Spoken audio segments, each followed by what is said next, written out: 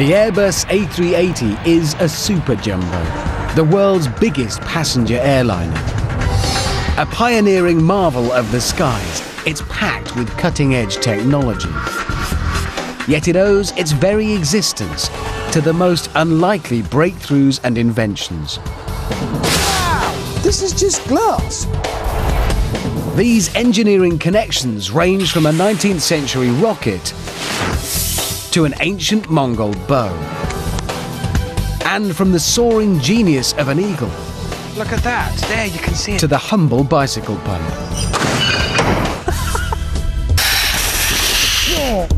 What's all that got to do with the high-flying technology of the Airbus A380? We're about to find out.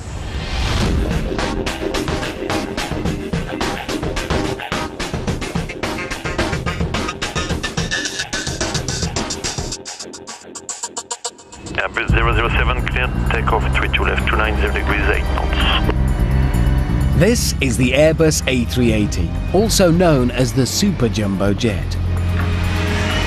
I'm setting out on a journey to uncover the A380's hidden links to brilliant ideas from across the world and throughout history. I'm about to reveal the engineering connections behind the biggest airliner the world has ever seen. You can't help but just be stunned by the sheer size of the thing. It is the only aircraft where the passenger seats run the full length of the fuselage from front to back on both the lower and upper decks. The cabins are 6.5 meters wide. It's the width of it. And 50 meters long. It is huge. The A380 can carry up to 853 passengers, 35% more than its nearest competitor. It's big. It's very big. The wings are immense. 70 family cars could park on each one. But if the wings are too long, it can cause problems. It stands to reason that the world's biggest airliner is going to need the world's biggest wings. And they are absolutely huge. The total wingspan is almost the length of a football pitch. They have to provide enough lift to get 560 tons of people and machinery off the ground. But believe it or not, if these wings were built to a conventional design, they'd need to be even longer, and the A380 wouldn't fit into most of the world's airports. There's no good being able to fly if you've got nowhere to fly to. There are international restrictions on the maximum size of aircraft to avoid collisions as they taxi around airports. The absolute limit on wingspan is 80 meters. The A380's wings must be short enough to fit regulations, yet they must still create enough lift to get the world's biggest airliner into the air. The Airbus designers found a brilliant solution by drawing inspiration from the animal kingdom.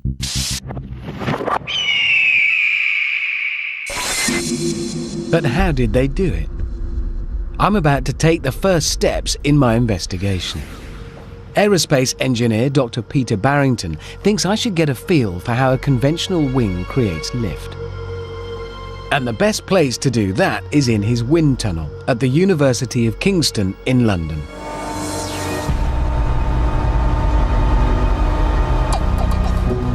Peter's given me a handheld smoke generator so I can make the airflow visible. So, Peter, how does it work and how can this help explain it? Okay, well, basically the key thing to a wing is the cross-sectional shape. And that bends the air around the wing. The wing is able to make the flow go a lot faster on the top than it goes on the bottom. The shape of the wing is designed so that air moves faster above than below. As a result, the air above the wing is at lower pressure than normal. So the higher pressure underneath the wing pushes upwards, creating lift for the whole aircraft. You do get the sense that lift, flight, is just a function of that shape of the wing. That's all it can do. The same smooth flow of air creates lift all the way along the wing. Or almost all the way. Peter's about to show me that conventional wings have a serious downside. If you move a bit this way, see what happens as you come a bit closer to the end. A bit closer. Out to the tip of the wing. Exactly, yeah. There it goes. The airflow at the wing tip looks completely different. Instead of a clean, steady flow, there's a spiraling whirlpool of air. It's called a wingtip vortex. High-pressure air from underneath the wing is leaking around the wing tip and pushing down on the top surface. That last 5% of the wing isn't really doing anything for you. It's not generating much lift. The vortex means the wing tip doesn't provide any lift. So the wing is longer than is really necessary. And for the super jumbo jet, that's a supersized problem. This A380 prototype was launched through a curtain of illuminated smoke. The test showed that the world's biggest wings would suffer from huge vortices at the wingtips. To compensate for the loss of lift, the A380's wings would have to be made even longer. Too long to fit in with airport size regulations. The Airbus designers had to find a way to clip their wings down to size. And it's a story that reveals the secret of soaring like a bird.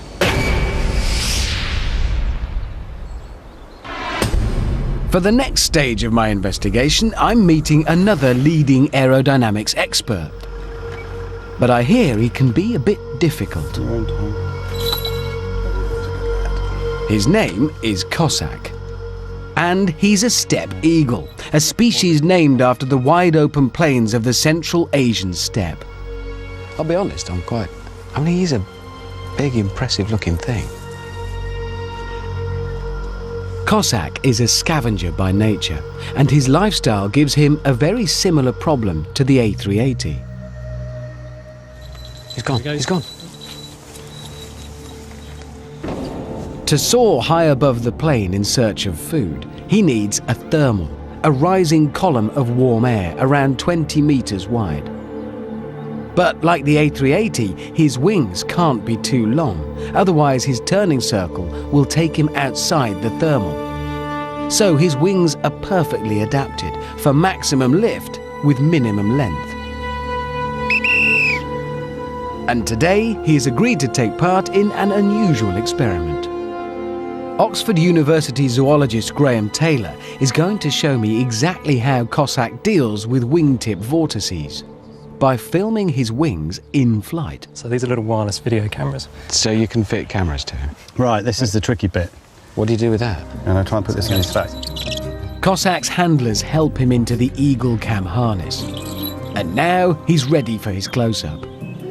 Okay. Wow. With a bit of luck, what we're hoping for is that these cameras are pointing along the wings, aren't they? That's right. So we might actually see how they work and what they do. It's fantastic. Right. It's blowing in the right direction for good flight. Yes, yes, yes. There you go, there you go. Yes, yeah, there's a beauty. Cossack heads for the wide blue yonder, this time broadcasting on Eagle Cam. There, you can see it. That was right along the wing. Is that what we're looking for? That's what we're looking for. Cossack can manipulate the feathers at the tips of his wings. To get maximum lift, he curls them upwards until they're almost vertical. This is the key to getting rid of wingtip vortices for highly efficient flight.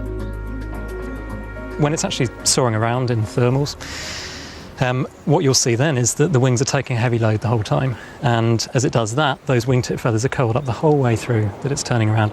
It's disrupting this vortex that rolls around the end of the wing. That's right. Cossack's using his tip feathers to create what's called a winglet. This natural adaptation acts as a barrier against the vortex, blocking the path of air as it tries to flow around from underneath his wing. So he doesn't need long wings. His shorter, more efficient wings do the job. The question is, can engineers apply the same trick to these wings? And this 560-ton bird, the Airbus A380. There's a hidden connection between the wings of the world's biggest airliner and the wings of an eagle. In wind tunnel tests, engineer Peter Barrington showed me how airliner wings suffer from spiralling vortices at the wingtips. Now we plan to solve the problem. This modification, inspired by an eagle's wingtip feathers, is called a winglet. Okay, have a look at the airflow now. As expected, the main body of the wing has a smooth airflow. Maybe now we get to the tip. But here, at the wingtip, there used to be a spiralling vortex. What do you see? No vortex. Now it's smooth. The vortex trying to curl around the wingtip finds its path blocked by the winglet. So it's as simple as that. Basically, it's a barrier that stops the air getting round. Exactly. And as a result of that, we win back this stretch of wing. Indeed. The vortex has been forced away from the wingtip and up to the top of the winglet. So the entire surface of the original wing is now creating lift, effectively doing the same job as a longer wing. That's what the eagle was doing. Indeed. I mean, I think if we had as long as the eagle did to evolve, we could probably get this a little bit smaller. Winglets can be made almost vertical to keep the total wingspan to an absolute minimum, just like an eagle's wings. So it turns out eagles are really good at flying. They are extremely good. The world's biggest airliner was saved by one of Mother Nature's innovations.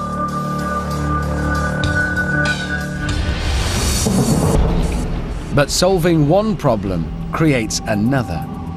Once the monster is in commercial service, how do you keep its running costs to a minimum? Because in the cutthroat airline business, every kilo counts. Extra weight causes the engines to burn precious extra fuel. So the A380 must be kept on a strict diet. And here on the final assembly line, I've got a unique chance to see its skin and bone. Wow. We never normally see all this stuff because it's hidden behind carpets and internal walls and chairs and all the other comfy stuff we expect.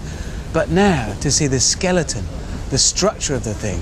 And I'm struck by, well, I suppose the only other man-made thing this big odd being would be a building, and it would have thick stone walls. But here, without all the plastic stuff, you can see. It's got to be so tough. But it looks, I hate to say it, fragile. Even the A380's outer skin must be as light as possible, especially since it covers a surface area of more than 3,000 square meters. So the challenge for the A380's engineers was to keep its weight to a minimum without making it too fragile. Finding out how they did it will take me centuries back in time, to the brilliant idea that connects the A380 with an ancient but deadly Mongol bow. But first, I've come to this abandoned Air Force base in the east of England to do my own testing of lightweight aerospace materials. Paul Hogg, a materials engineer from the University of London, will be my guide. He's bringing in the heavy artillery, along with some unusual ammunition.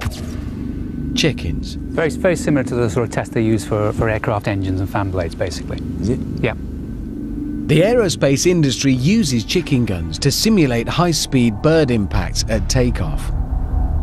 It's a vital test of strength for the aircraft's outer skin. A punctured fuselage can cause the cabin to depressurize, asphyxiating the passengers. Or the bird impact could damage a wing, sending the aircraft out of control. Any particular, I mean, how do we... First? I don't know. How do we select a chicken? That one? That's the one, that's the one. It's worth it. This is going to be very messy, isn't it? I hadn't thought of that. Yes, it is. The chicken is loaded. Paul sets the chicken gun to fire at a typical A380 takeoff speed. This will be a 290 km/h collision. Connect my... That is now live. But which will survive? The chicken or the aluminium? 5, 4, 3, 2, 1. Well, it was worse for the chicken. I'm amazed. It's deformed a fair bit, but it's certainly kept itself together very well. There's a dent, but no catastrophic puncture. But on the world's biggest airliner, saving weight is an absolute necessity.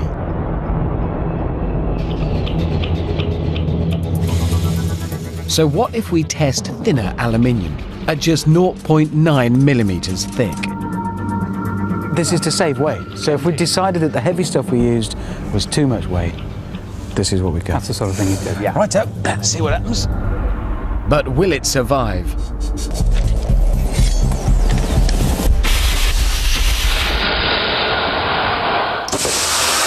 Whoa! Look, that, straight through. Ooh. Just remind me, this, we haven't used like baking foil or something here. This is... That's the real thing. What's given way? Why has it done that? Why can't it withstand that? Well, it's really just down to the thickness. It's only got a certain amount of give in it. And when you've got a thinner material, then you're really sort of stretching the limits of what it can do. A big hole. Not a good thing in an aircraft fuselage. The thinner aluminium is stiff enough to make an aircraft's outer skin, but it isn't strong enough to withstand high-speed impacts. It bends, then tears completely like a sheet of paper.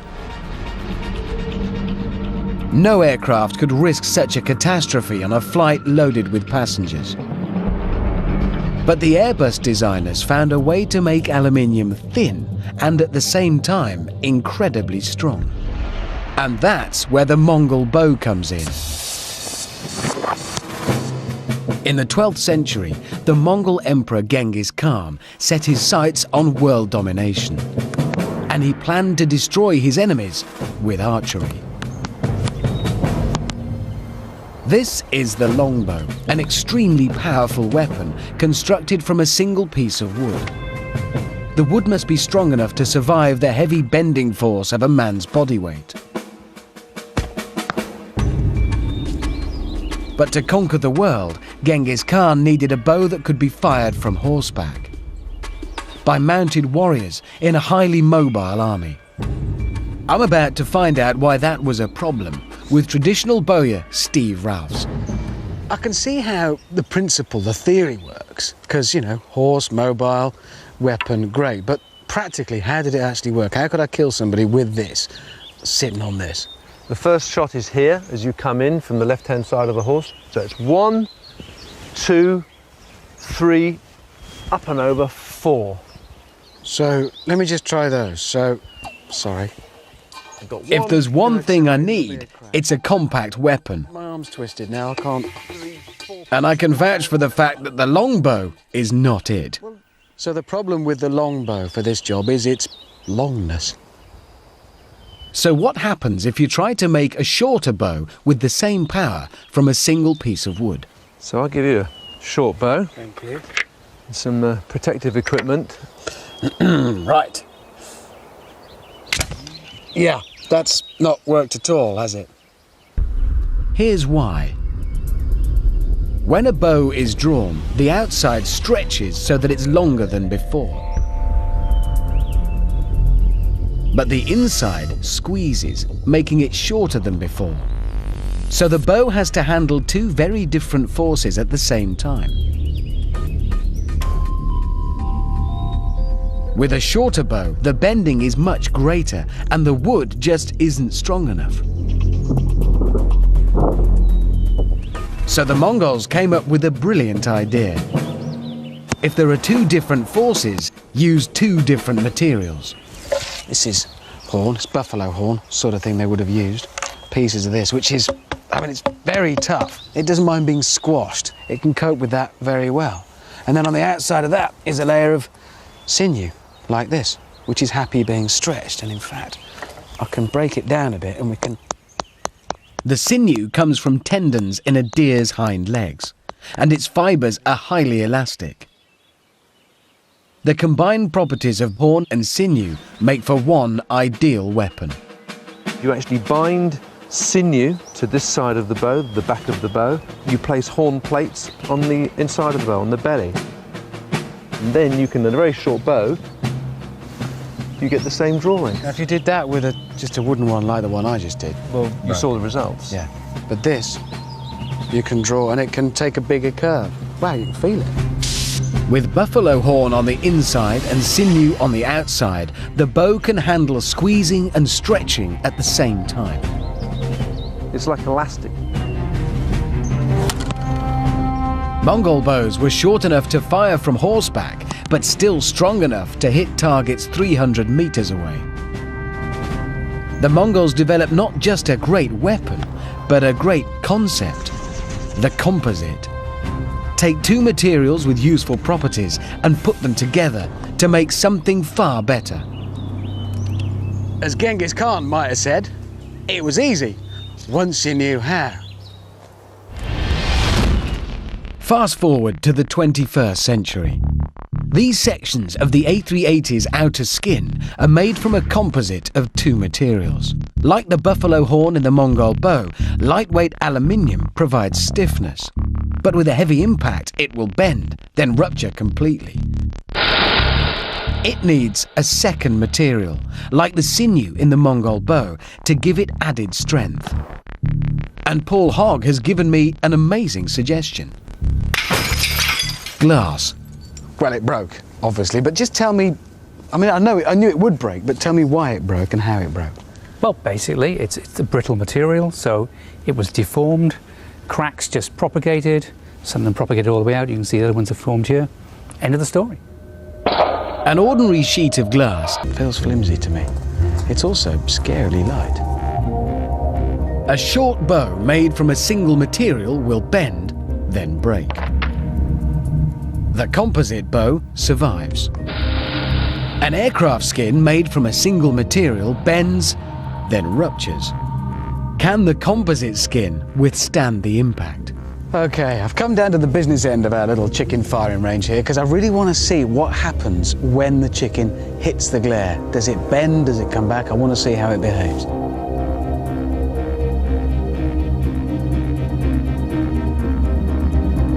You ready, Richard? Yeah, I think so. Okay. Time. 3, 2, 1.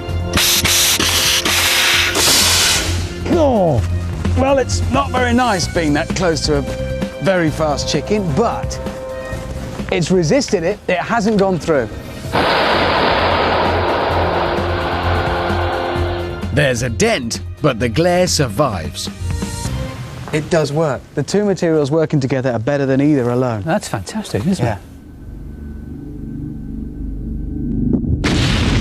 But could glare even stand up to terrorist attack, like these bomb explosions?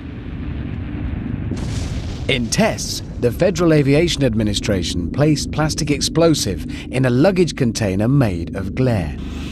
This was the result. A box whose strength comes from glass.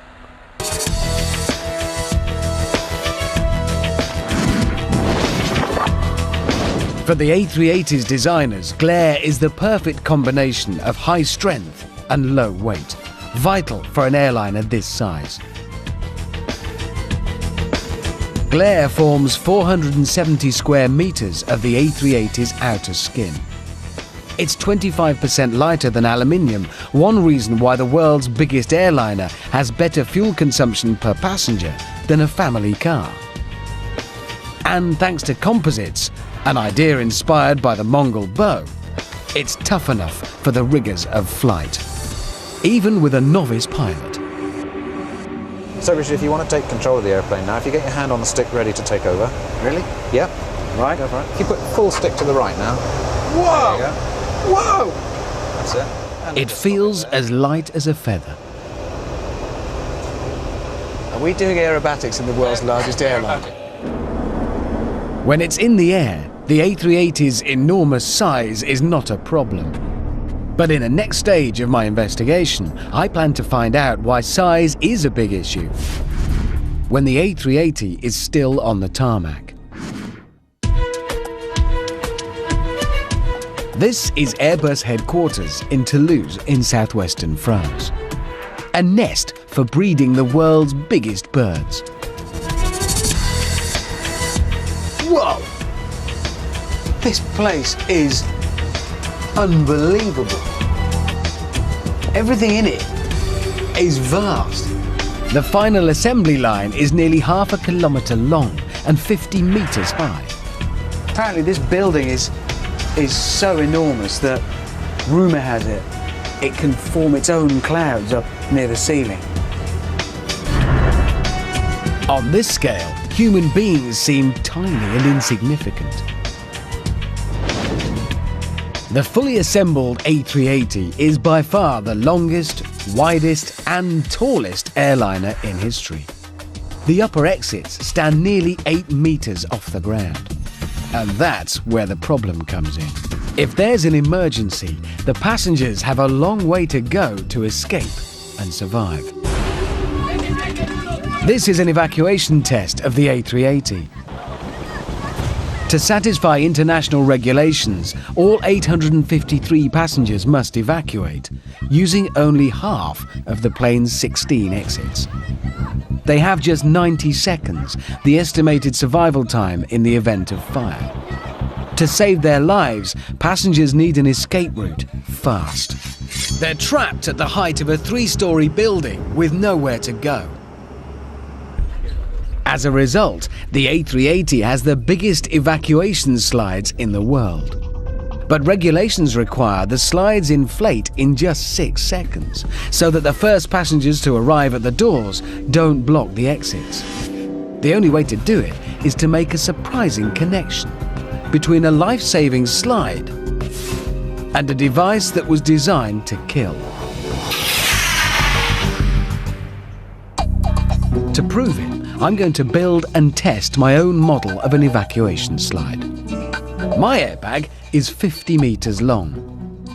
Even so, it would take nearly 8 of these to make the same volume as an A380 slide. So maybe inflating it won't be too difficult. This is a very big bag, which basically is what an evacuation slide is. And when it comes to inflating a bag as quickly as possible, well, there is an obvious way to do it. It should be as simple as blowing up party balloons. Attach the bag to a cylinder of compressed gas and inflate for exactly 6 seconds as per regulations. Right, are we ready? 3, 2, 1. It is inflating. 5, 6. The trouble is, it's nowhere near fast enough. After 6 seconds, the bag is still much too soft to take the weight of desperately fleeing passengers. So the A380's designers unleashed their secret weapon: rocket power.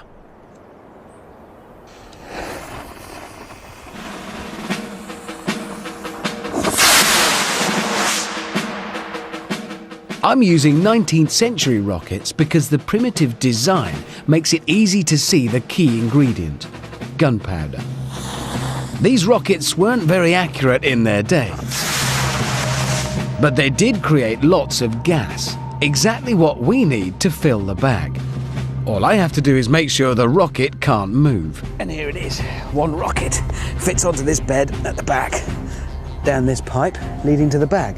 Obviously the rocket is facing this way because I want the exhaust gases going into the bag, not the actual rocket. So, fix it down. I need a light. This time I'm using the rocket gas as a booster and combining it with the compressed gas. But will that be enough to fill the bag in the critical 6 seconds?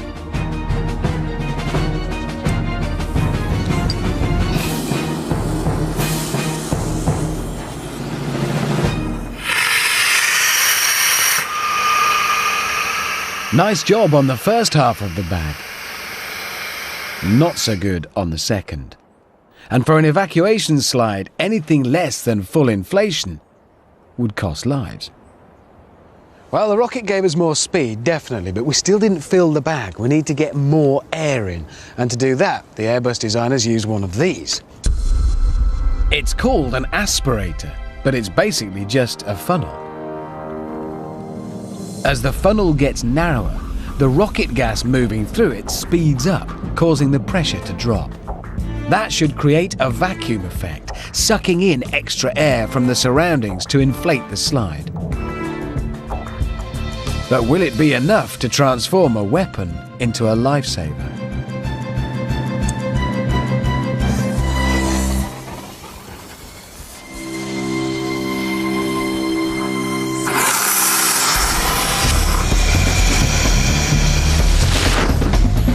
It's a stunning success, easily inflating in 6 seconds.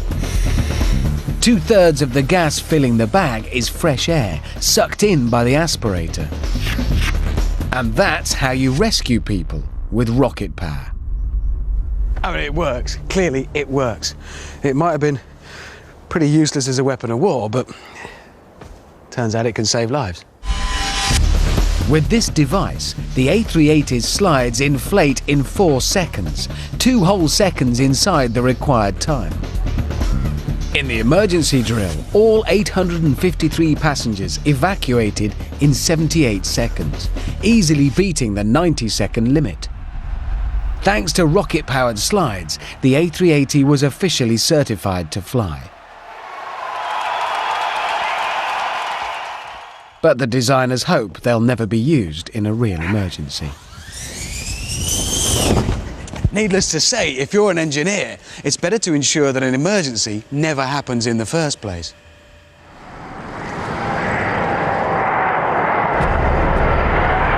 On any given flight of the A380, one moment above all is fraught with danger. Touchdown. The earth-shattering collision of wheels and tarmac. The world's biggest airliner weighs 560 tons, almost as much as 200 family cars. But a single piece of life-saving technology must bring all 853 people gently to Earth. I'm about to find out what it is by landing the world's biggest airliner myself at New York's John F. Kennedy Airport. This is not a normal approach to New York. I'm with pilot Peter Chandler in the A380's state-of-the-art flight simulator. It rocks and rolls on huge hydraulics, making the effect in the cockpit highly realistic. It's so convincing. Heart's going. If you're ready, Yes. you probably ought to take control. Yes, right. And I'll sort out the configuration of the airplane. Right. That's the landing gear going down. So they're now hanging in the breeze, which, you know, would... Yeah. For you Just and me, concentrate on following the green cross. So you need to pull the nose up a bit. Sorry. Peter's controlling the engines and the A380's airspeed, giving me less to think about. But I must still use the joystick to keep the plane level and straight before the final approach. Yeah, you're a bit to the right, actually, so you want to come to the left a bit. Oh, right. Oh, right. That's it. A normal soft landing requires an incredibly slow rate of descent. Just 1 meter per second, slower than walking speed. Back on the stick a bit. 190. Sink rate. Sink rate. Oh, what does that mean? No, that's Retard. it. That's it. Retard. Retard. Good. Well done. Okay, I have control. My landing was at double the normal speed, so the simulator gave me a very heavy jolt. I'm actually bathed in a fine layer of sweat. In real life, this impact would be easily absorbed by the A380's landing gear. Each set of wheels is cushioned by a giant shock absorber, the crucial technology for bringing passengers safely to Earth.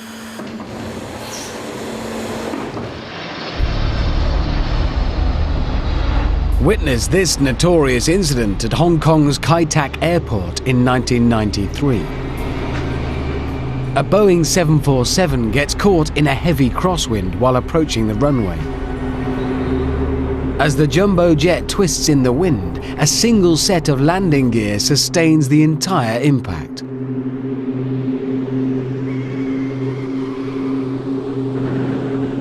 But it's strong enough to survive.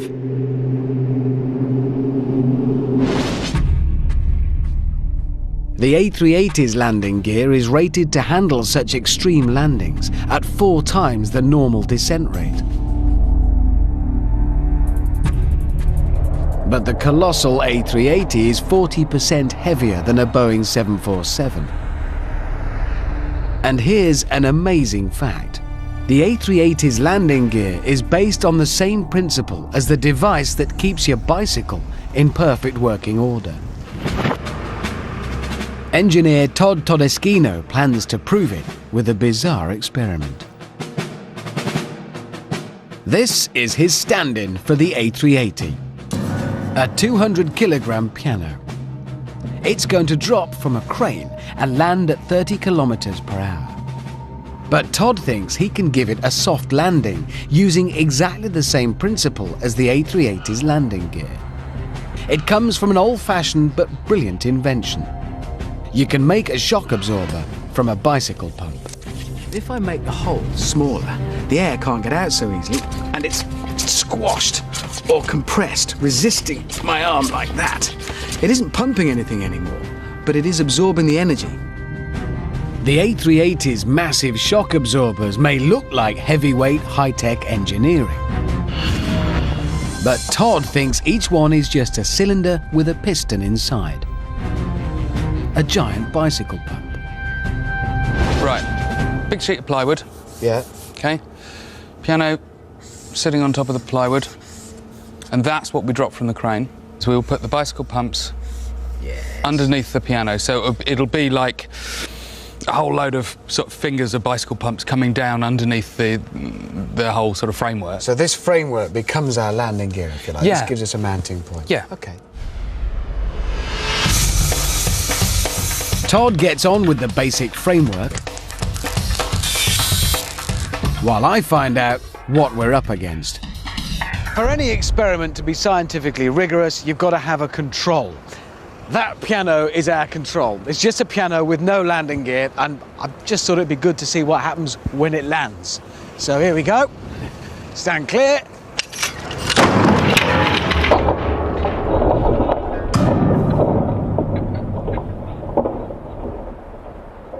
That was not a good landing. If a fully loaded A380's landing gear ever failed, the consequences would be devastating. It seems incredible that it works on the same principle as a simple everyday device. So, is it really possible to save this piano using bicycle pumps alone?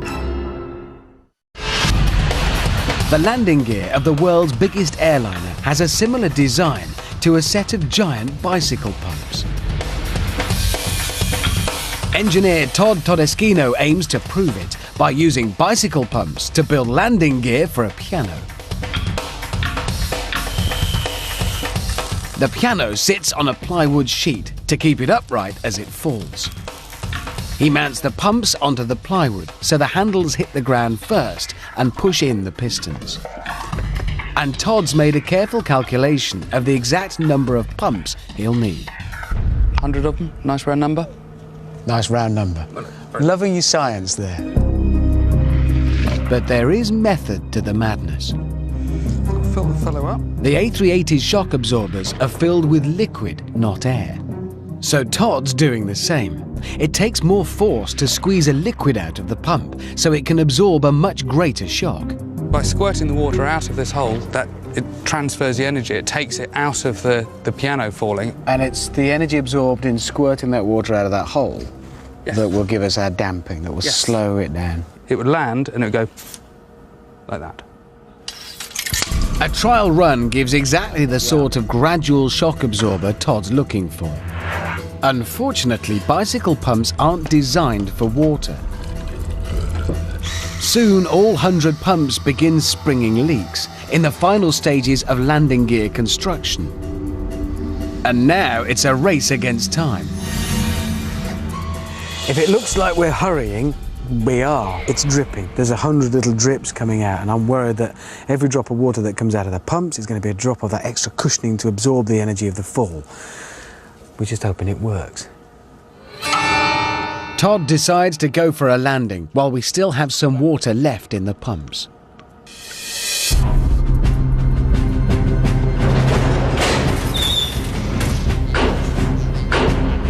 We have to make the drop as soon as possible and put his theory to the test. This is our recreation of the A380 coming into land, packed with passengers. One 200-kilogram piano ready to fall at 30 kilometers per hour. 100 bicycle pumps ready to absorb the shock simply by pumping water. Can this landing gear prevent a catastrophic crash landing? Was this your idea or mine? Yours. Thank you. 5, 4, 3, 2, 1, pull!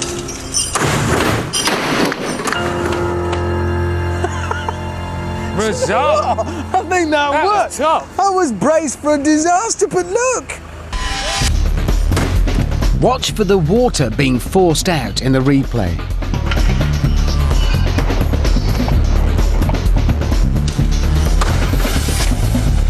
It still looks like a piano, but does it still sound like a piano? Go on, give us a tune. Okay, I don't play the piano, but the piano works. That's the key thing. 100 bicycle pumps were enough to bring a falling piano safely to Earth. When the A380 comes into land, the plane's landing gear absorbs the impact in exactly the same way. But it has just 5 shock absorbers, one for each set of landing gear. Instead of water, they pump oil. It's much thicker, so it can absorb a heavier shock. 560 tons hit the tarmac, and 853 people hardly feel a thing. All thanks to the bicycle pump. The A380 really is a triumph of high-tech engineering. Every single component has been triple tested to perfection. But for me, it's the ideas behind that technology that make this airliner a modern miracle. The wings are only possible thanks to a design by Mother Nature. The highly advanced outer skin wouldn't exist without the brilliance of Mongol bowmakers. And it takes a special kind of genius to turn a machine that kills into a machine that saves lives. Simple, really.